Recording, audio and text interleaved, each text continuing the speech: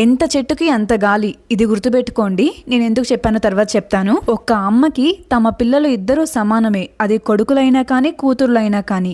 ఎప్పుడైతే కొడుకుకి వేరే అమ్మాయితో పెళ్ళయి కూతురుకి వేరే అబ్బాయితో పెళ్ళయి పిల్లలు పుడతారో ఆ పిల్లల మధ్య ప్రేమ చూపించడానికి తేడాలు వస్తుంటాయి ఆ అమ్మకి. ఎందుకు? ఒకటి, ఈ క్వశ్చన్ అందరికీ కాదు, గుర్తుపెట్టుకోండి. ఈ క్వశ్చన్ ఎందుకు అడిగానంటే ఈ రోజు మన సబ్స్క్రైబర్ స్టోరీ ఇదే.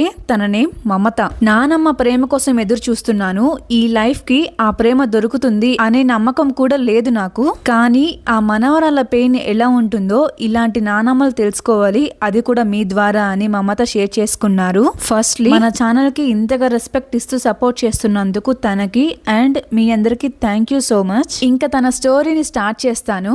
హాయ్ అక్క, నేను మీ వీడియోస్ ని ప్రతిరోజు ఫాలో అవుతుంటాను. చాలా ఇష్టం మీ వీడియోస్ అంటే, అండ్ మెయిన్ గా మీ వాయిస్ మా కళ్ళతో చూస్తున్నట్లు చెప్తారు స్టోరీస్ అన్నింటినీ కూడా. అందుకే నేను మీ ద్వారా నా మనసులోని బాధని షేర్ చేయాలి అనుకున్నాను. నా నేమ్ మమత. మా పేరెంట్స్ కి నేను మా సిస్టర్ పిల్లల్ని. మేమిద్దరం కూడా బీటెక్ చదువుకుంటున్నాము. నేను ఫైనల్ ఇయర్, తను ఫస్ట్ ఇయర్.